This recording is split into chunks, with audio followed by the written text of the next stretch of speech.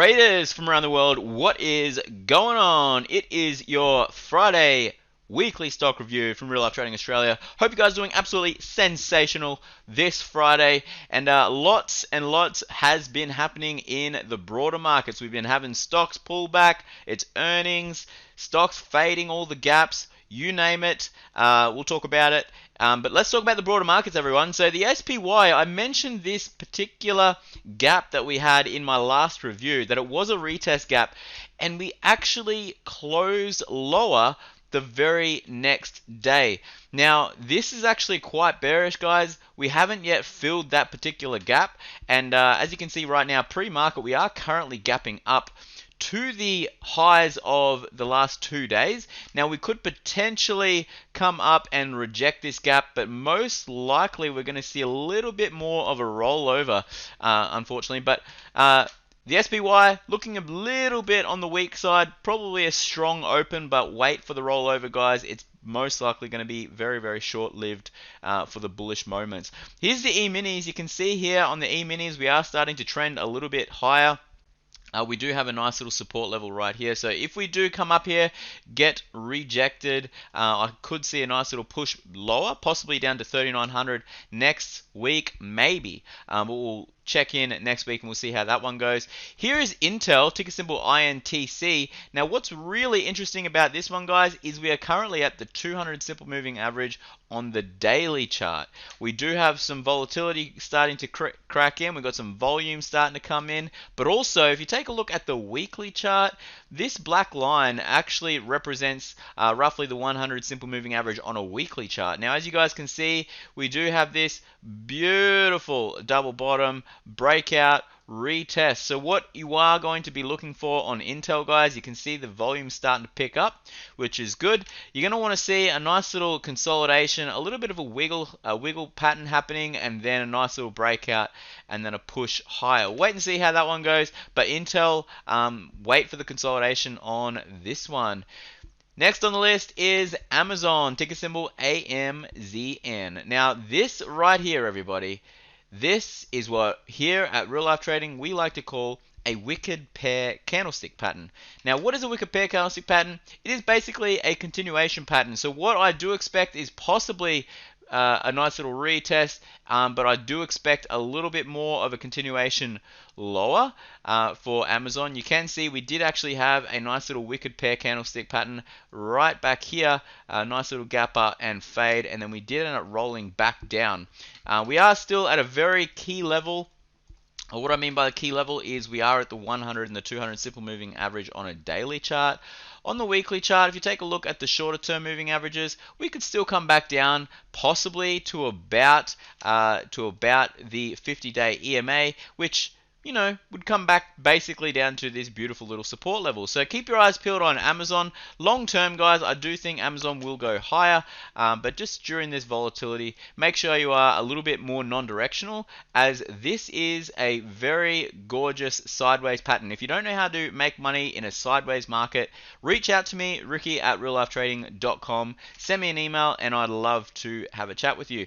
Here is the ASX 200. Now, the ASX 200 coming back down to this support level. We did get a nice little gap and go today, which actually faded. We came up a little bit higher and we are getting rejected. So as you can see, guys, volatility is still in, and I do expect a little bit more choppiness in the market.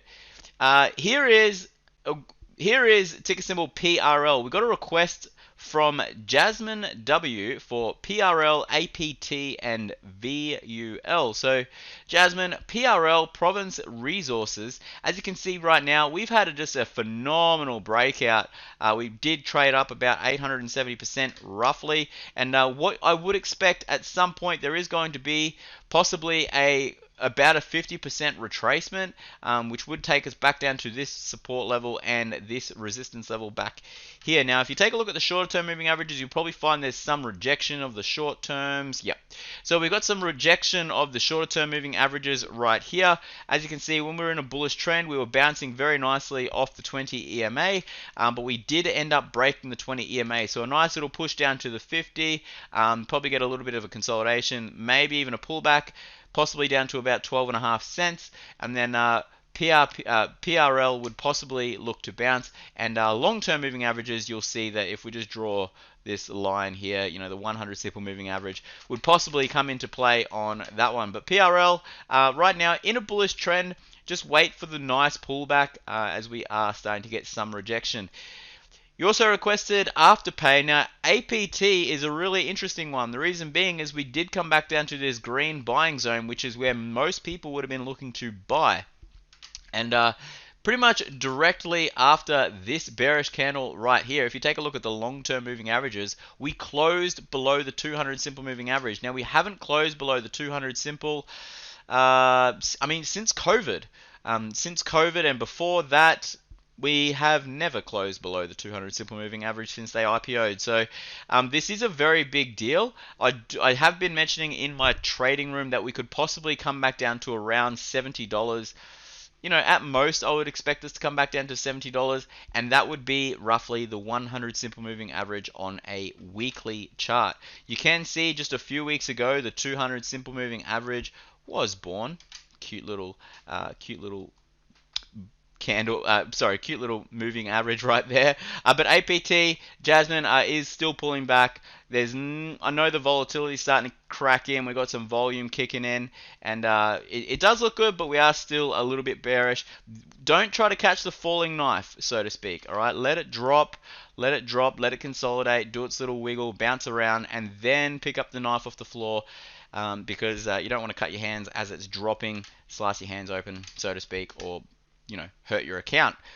Here's Vulcan Energy, ticker symbol VUL. Now we are currently coming back down to the 100 simple moving average. Another really interesting stock that has just been going absolutely gangbusters. In this last, I guess in the last 6 months, really.